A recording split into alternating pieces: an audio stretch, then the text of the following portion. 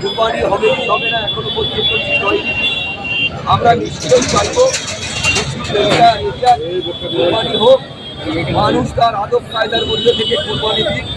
নিশ্চয়ই মানুষের আশা আছে, আশঙ্কা আছে, মুসলিমদের একটা বড় উৎসব কুরবানি, তাই কুরবানি অন্তত করার সুযোগ সরকারের কাছে আমার আবেদন যে তারা তাদের নিজেদের কত জায়গায় মানে একেবারে পরিষ্কার পরিচ্ছন্নতা করে তাদের ফেরা জায়গার মধ্যে যদি কুরবানি দেয়, আমি আশা করবো প্রশাসনের কাছে যে তাহলে কুরবানি দেওয়ার পালন। আপনার এই মামলাটা হাইকোর্টে কবে উঠবে? আমার মামলা ফাইল হয়ে গেছে, দু একদিনের মধ্যে যে কোনো দিন ভেট হতে পারে, বলে মামলা ভেট হবে, সেদিনই মামলা উঠবে।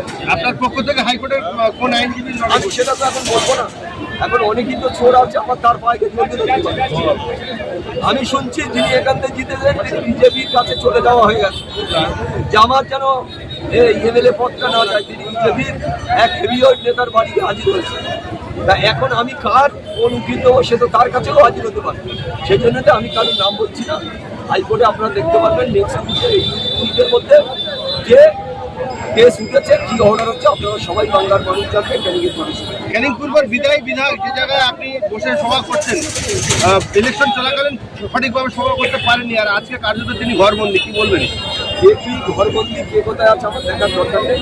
আজকে আমরা জীবনতলার মাটিতে একটা প্রমাণ করে দিলাম, যেখানে 50,000 মানুষের সমাবেশ। জীবনতলার মানুষ আরাবুল ইসলামকে চায়, আরাবুল ইসলামের ডাকে এই লোক, অন্য কালীর কিছু কথাই নয়। আরাবুল ইসলাম দুদিনের নির্দেশে সবার সাথে কন্ট্যাক্ট করে আজকে এই মানুষ হয়েছে। আমরা মনে করি যেখানে মিটিং ডাকবো, আইএসএফের মিটিংয়ে ভাইজানদের নির্দেশ আদেশে হাজারে হাজারে মানুষ সেখানে উপস্থিত হবে।